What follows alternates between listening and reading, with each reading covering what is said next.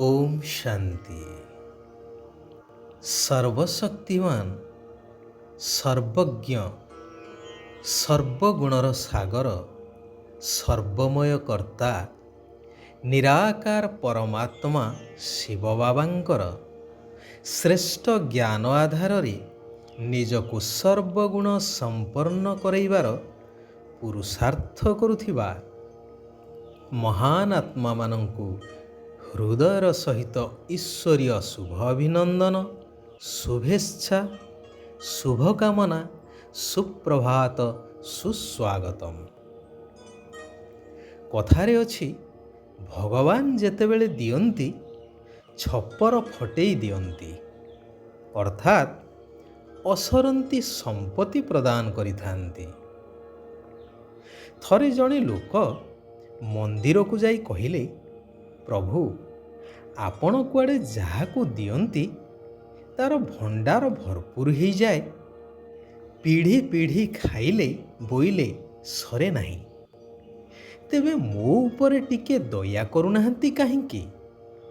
मु तो नीति हृदयर सहित आपणंकु गुहारी करुछि। भगवान शून्यवाणी शुणिले कि मु तो समस्तंकु देवा पाई प्रस्तुत अछि, कारण मोर कर्तव्य होछि देवा। परंतु नेलावाला मो कथा शुणिले तो मो ठारु संपत्ति पाइबा पाई हेले मु जेउ कथा कहूछि सेही अनुसारे काम करिबा दरकार। तहु लोक जनक कहिले, प्रभु आपण आदेश करंतु, मते कौन करिबाकू हेबो? उत्तर रे भगवान कहिले, बेसी किछि कष्ट काम नुहे कि धन खर्च करिवार कथा मध्य नाही। केवल प्रत्यह ब्राह्म मुहूर्त रे उठी निद्रा त्याग करी एकनिष्ठ होई केवल मोरी स्मृति रे रही निस्वार्थ भाव रे सारा जगतर कल्याण पाई शुभ चिंता कर। से मित्र होई थाउ बा शत्रु, काहा प्रति घृणा भाव न रहू कि मोह आदि न रहू। एपरि भावरे बस जेपरि कौनसी भी परिस्थिति बा किपरि भी वातावरण ही थाउ, किंतु तुमे जेपरि विचलित न हुआ। मु प्रतिज्ञा करुछि तुमको तुमर मन इच्छित प्राप्ति कराइबी। लोकटी अति आनंदरे प्रभुंक उद्देश्य रे प्रणाम जणाई घर को फेरिले।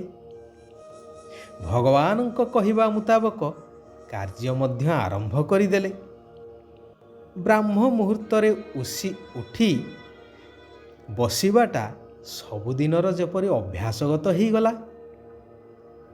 मात्र केउ दिन मन विचलित होई एणे तेणे घूरी बुलिला तो केबे केबे पिला छुआंक चिंता करिबाकू लागिले कि भगवान देले मो पिला मानक पई कौन कौन सबु करिबी। एही योजना बुद्धि रे चलिला। विश्वर कल्याण चिंता करिबा समय रे शत्रुर चेहरा मानस पटकू आसीगले। न चाही मध्य अजाणतरे केते समय पर्यंत सेही व्यक्ति प्रति ओलटा सीधा व्यर्थ चिंता चलिला, ताहा मध्य जଣା पड़िला नहीं।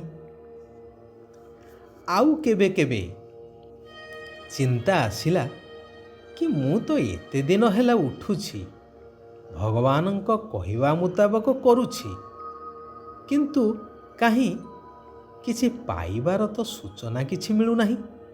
अर्थात बुद्धि संशय हेई गला। एही परी किछि दिन बीतीगला परे दिने पुनश्च लोक जनक मंदिर को जाई भगवान को अभिमान भरा कंठरे कहि चलिले। किछि न मिलिबार मध्य अभियोग कले। तेणु भगवान कहिले, वत्स मो प्रतिज्ञा अटल, परंतु तुमे तो मो कहिबा मुताबक कार्य करिनाह। ମନବୁଦ୍ଧିକୁ ଏକାଗ୍ର କରିନାହଁ, ନାମକୁ ମାତ୍ର ଉଠି ବସିଛ। ଅର୍ଥାତ୍ ତୁମର ବୁଦ୍ଧି ରୂପକ ଝୁଲାମୁଣିଟି କଣା, ସେଥିରେ ଧନ ରହିବ କିପରି? କାହାଣୀଟି କହିବାର ତାତ୍ପର୍ଯ୍ୟ, ବର୍ତ୍ତମାନ ଭଗବାନ କହୁଛନ୍ତି, ହେ ମୋର ଆତ୍ମିକ ସନ୍ତାନଗଣ, ତୁମ ସମସ୍ତ ଆତ୍ମାମାନଙ୍କର ମୁଁ ହେଉଛି ଏକମାତ୍ର ସ୍ୱାମୀ। ତୁମେ ଡାକୁଛ ନା, ହେ ପରମାତ୍ମା ସ୍ୱାମୀ? ତେଣୁ ତୁମେମାନେ କେବଳ ମୋ ସ୍ମୃତିରେ ରୁହ, ମୋତେ ମନେ ପକାଇ ଚାଲ, ତେବେ ତୁମର ଆୟୁଷ ମଧ୍ୟ ବୃଦ୍ଧି ପାଇବ। ଯୋଗ ଏବଂ ଏହି ଈଶ୍ୱରୀୟ ପାଠପଢ଼ା ଦ୍ୱାରା ହିଁ ତୁମେ ଭବିଷ୍ୟ ଦୈବୀ ଦୁନିଆ ଅର୍ଥାତ୍ ସତ୍ୟ ଯୁଗରେ ଉଚ୍ଚ ପଦର ଅଧିକାରକୁ ପ୍ରାପ୍ତ କରିପାରିବ। ଭାରତକୁ ଶତପ୍ରଧାନ ସ୍ୱର୍ଗ କରିବାର ସେବା କରିବା ମଧ୍ୟ ଦରକାର। ସେଥିପାଇଁ ମୁଁ ମଧ୍ୟ ତୁମଠାରୁ ଗୋଟିଏ ସହଯୋଗର ଆଶା କରୁଛି, ପବିତ୍ର ରହିବାର। ତେଣୁ ପ୍ରତିଜ୍ଞା କର, ଆମେ କାମ ବିକାରକୁ ଜିତିବୁ ନିଶ୍ଚୟ, ପବିତ୍ର ରହିବୁ ନିଶ୍ଚୟ। ସକାଳୁ ସକାଳୁ ଉଠି ନିଜ ସହିତ ଏହିଭଳି କଥା ହୁଅ କି, ମିଠା ବାବା, ମୁଁ ଆପଣଙ୍କୁ ଏହିଭଳି ସହଯୋଗ ଦେବା ପାଇଁ ପ୍ରସ୍ତୁତ ଅଛି। ମୁଁ ନିଜେ ପବିତ୍ର ହେବା ସହିତ ସାରା ବିଶ୍ୱକୁ ବା ଭାରତକୁ ନିଶ୍ଚିନ୍ତ ପବିତ୍ର କରିବାର ସେବା କରିବି। ଯେହେତୁ ଭାରତ ହିଁ ଅବିନାଶ ଭୂମି, ଗାୟନ ମଧ୍ୟ ଅଛି ଶାସ୍ତ୍ରରେ, ଯୁଗେ ଯୁଗେ ଭାରତ, ଯାହା ନାହିଁ ଭାରତେ ତାହା ନାହିଁ ମରତେ। ଏବଂ ବାଇବେଲରେ ମଧ୍ୟ ଉଲ୍ଲେଖ ଅଛି କି ଯୀଶୁଙ୍କ ଆସିବାର 3000 ବର୍ଷ ପୂର୍ବେ ଭାରତ ସୁନାର ଚିଡ଼ିଆ ଥିଲା। ଅର୍ଥାତ୍ ଭାରତ ହେଉଛି ଭଗବାନଙ୍କର ଜନ୍ମସ୍ଥାନ, ତାହା ହେଉଛି ଅବିନାଶ ଭୂମି। ମୁଁ ସେହି ପବିତ୍ର ଭୂମି ପାଇଁ ନିଶ୍ଚିନ୍ତ ସେବା କରିବି। ମୁଁ ଆପଣଙ୍କ ଶିକ୍ଷା ଅନୁସାରେ ଚାଲିବି, କୌଣସି ବି ପାପ କର୍ମ କରିବି ନାହିଁ। ବାବା, ଏହା ଆପଣଙ୍କର ହିଁ ଚମତ୍କାରିତା, ଯାହାକି ସ୍ୱପ୍ନରେ ମଧ୍ୟ ନଥିଲା ଯେ ମୁଁ କେବେ ସତ୍ୟଯୁଗୀ ସ୍ୱର୍ଗରାଜ୍ୟର ମାଲିକ ହେବି। ଆପଣ ମୋତେ କ'ଣରୁ କ'ଣ କରିଦେଉଛନ୍ତି ବାବା। ବାଃ ବାବା ବାଃ, ଏହିପରି କଥା ହେବା ଆବଶ୍ୟକ। ପ୍ରାପ୍ତିକୁ ସମ୍ମୁଖରେ ରଖି ନିରାକାର ଶିବ ପିତାଙ୍କୁ ନିରନ୍ତର ମନେ ପକାଇବାର ଅଛି। ଶିବ ବାବା କହୁଛନ୍ତି, ମହାବୀର ହୋଇ ପ୍ରତ୍ୟେକ ସମସ୍ୟାର ସମାଧାନ କରୁଥିବା, ସର୍ବଦା ନିର୍ଭୟ ଏବଂ ବିଜୟୀ ହୁଅ।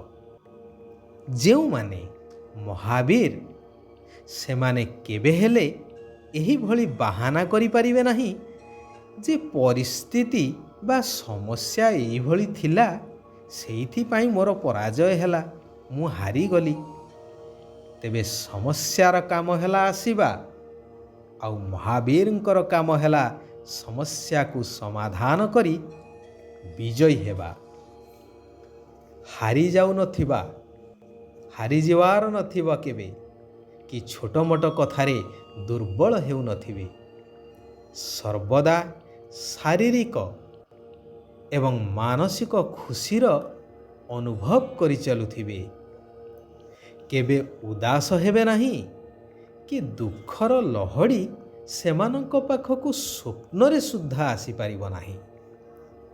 ଜ୍ଞାନୀ ଏବଂ ଯୋଗୀ ଆତ୍ମାର ଲକ୍ଷଣ ହେଉଛି ସମସ୍ତଙ୍କ ପ୍ରତି ସର୍ବଦା କଲ୍ୟାଣର ଭାବନା ରଖିବା। ଆଚ୍ଛା, ଆଜି ପାଇଁ ଏଇଠାରେ ଆମେମାନେ ବିରାମ ନେବା। ଆସନ୍ତାକାଲି ପୁନଶ୍ଚ ଆମେମାନେ ସେହି କଲ୍ୟାଣକାରୀ ପରମ ପ୍ରିୟ ପରମାତ୍ମାଙ୍କର ଆଉ କିଛି କଲ୍ୟାଣକାରୀ ମହାବାକ୍ୟକୁ ଶ୍ରବଣ କରିବା, ଆଲୋଚନା କରିବା, ନିଜ ଜୀବନରେ ଧାରଣ କରି ନିଜକୁ ପରିବର୍ତ୍ତନ କରିବା ସହିତ ସାରା ବିଶ୍ୱକୁ ମଧ୍ୟ ପରିବର୍ତ୍ତନ କରିବାର ମହାନ କାର୍ଯ୍ୟ କରିଚାଲିବା, ସାରା ବିଶ୍ୱର କଲ୍ୟାଣ କରିଚାଲିବା।